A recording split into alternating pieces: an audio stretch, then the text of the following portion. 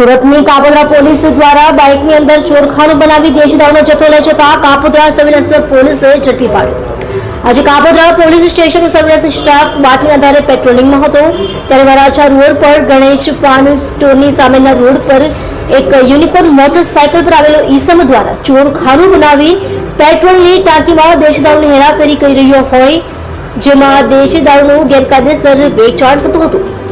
જેમાં મોટરસાયકલ ચાલક ભાતી રૂપે ભરત મનુભાઈ રાઠોડ, સરનામું ગામ ઉમરા, તાલુકો ઓલપાડ, જિલ્લો સુરત, તે ગેરકાયદેસર રીતે દારૂની હેરાફેરી કરતો ઝડપાઈ ગયો હતો અને કુલ 600 રૂપિયાની કિંમતની 30 લીટર દેશી દારૂ અને એક મોટરસાયકલ કબજે કરવામાં આવી હતી।